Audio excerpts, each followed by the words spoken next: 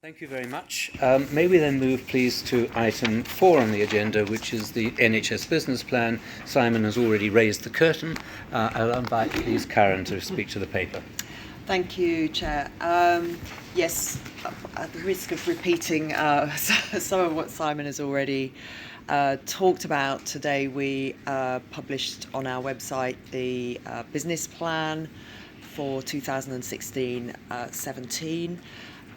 This is, of course, a requirement for us to publish the plan that reflects both our mandate, our accountabilities, our priorities, and also how we're playing our role in supporting the 5-year forward view and the improvements that we need to make across the system.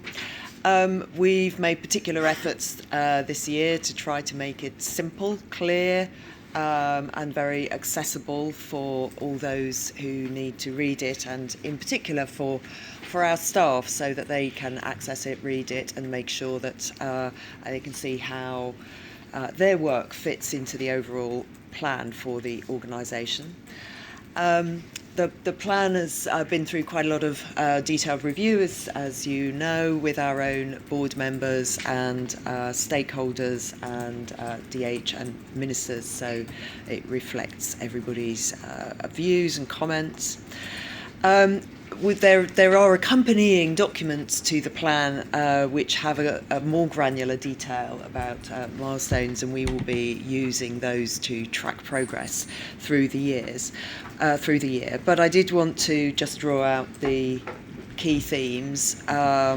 We again have 10 priorities, which largely reflects the priorities that we had last year, so that we give continuity and stability to the work that we need to do, but also make sure that those same themes now are starting to be much more about delivery rather than planning for change.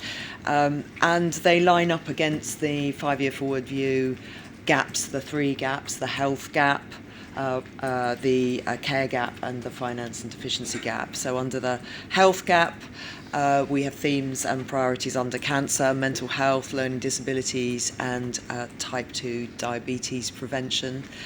The care gap deals with primary care, urgent and emergency care, elective and maternity, implementing the maternity review, specialised services, and commissioning changes in respect of new care models, integrated personalised commissioning, and increased choice. And then the final priority is around finance and financial sustainability, with underpinning enablers which are associated with the technology enabler to support all aspects of the plan, how we empower patients and communities in all we do, and all of the changes that we're making, and how we focus on supporting leadership across the system.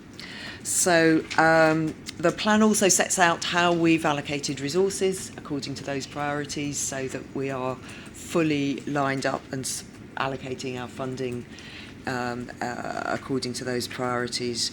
And as I've said, we will be tracking delivery programs as we have done during the course of this year, to make sure that as far as we can we will deliver successfully to the commitments that are laid out in the plan.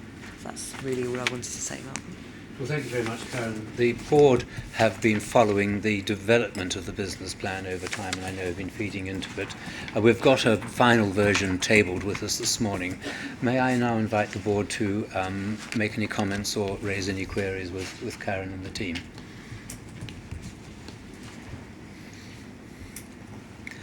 Which suggests to me a general level of satisfaction.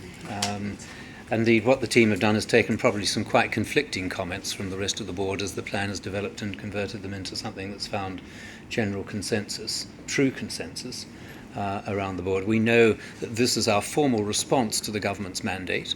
We know also that we will be doing a lot of other activity, some of which falls outside the business plan simply because of events as we go through the year and other challenges. But can I then seek the formal approval of the board to the business plan?